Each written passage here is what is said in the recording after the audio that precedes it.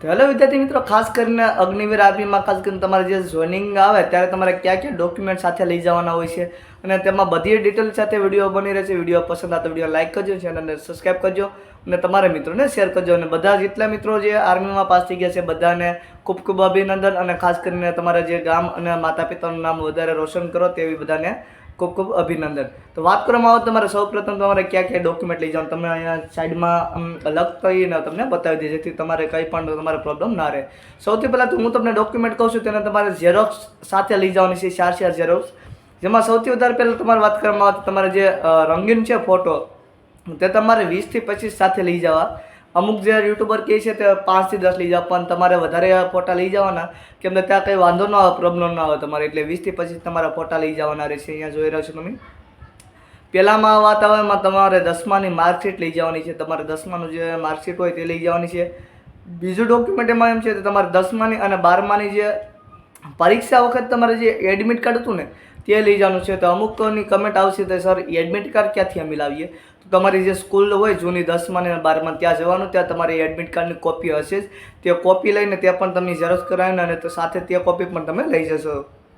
એના પછીની વાત આવે તો 8માની 10માની અને 12માની તમારે માર્કશીટ લઈ જવાની છે. એટલે પહેલાં સૌથી પહેલાં આપણે 10માની માર્કશીટ તો આવી જ ગઈ છે, ત્યારે ખાસ કરીને 8માની અને 12માની પણ માર્કશીટ તમારે સાથે લઈ જવાની રહેશે. હવે તેના પછીની વાત આવે તો તમારું મૂળ નિવાસપત્ર અને ખાસ કરીને તમારે જાતિનો દાખલો છે તે લઈ જવાનો રહેશે. જાતિનો દાખલો તમારે ઓબીસી ને તે લોકો છે તે લોકોને 6 મહિનાનો જૂનો ન હોવો જોઈએ. એસસી અને એસટી લોકોને ચાલશે.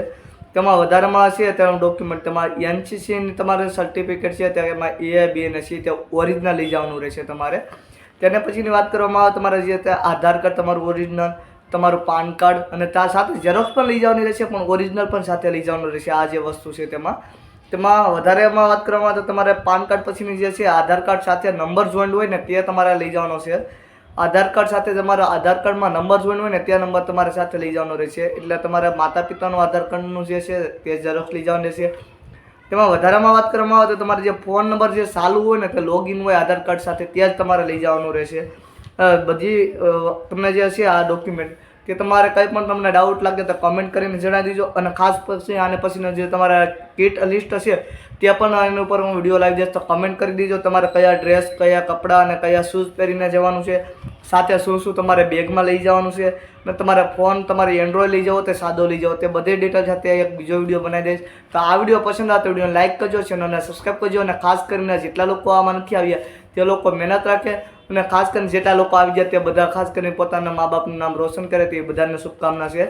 તો મળીશું બીજા વિડીયોમાં. બધાને જય હિન્દ. અને ખાસ કરીને વિડીયો પસંદ આવે તો વિડીયોને લાઇક કરી દીજો, ચેનલને સબસ્ક્રાઈબ કરી દીજો અને તમારા મિત્ર ફેમિલી મેમ્બરને શેર કરી દેજો. તો મળીશું બીજા વિડીયોમાં.